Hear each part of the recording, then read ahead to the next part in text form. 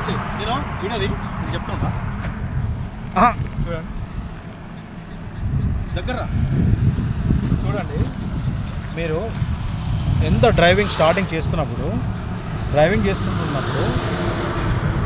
Starting నేర్చుకున్నప్పుడు మనకి ఏ problem రాదు, ఇలాంటి యాక్సిడెంట్ కింద కూడా రాదు. ఎప్పుడైతే మనం పర్ఫెక్ట్ అండ్ డ్రైవింగ్ అని అనుకున్నప్పుడు ఇలాంటి యాక్సిడెంట్ అవుతుంటాయి. కాబట్టి మీరు ఏం చేస్తారంటే ఎప్పుడైనా 60 ఎంత పెద్ద వెహికల్ అయినా సరే 60 ఆర్ 70 100 బిలో పోతే మీకు ఇలాంటి ప్రాబ్లమ్స్ రావు.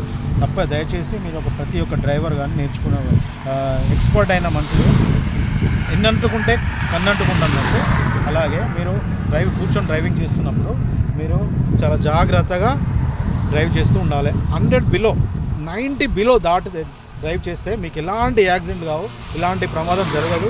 ఫ్యామిలీలకు మీరు ఎలాంటి ఇష్యూస్ జరగవు. ఇంత పెద్ద వెహికల్ ఒక 4-5 మనుషులు చాలా ప్రమాదంలో చనిపోయడం జరిగింది. కాబట్టి మీరు డ్రైవింగ్ చేస్తున్నప్పుడు ఒకరు తర్వాత ఒకరు, ఒక డ్రైవింగ్ ముందు ఒక వెహికల్ ముందు వెళ్తుందంటే మీరు చాలా స్లోగా అక్కడ 50 స్పీడ్లో వెళ్ళి మళ్ళీ ఓవర్టేక్ చేసి తర్వాత మీరు వెళ్ళాల్సిన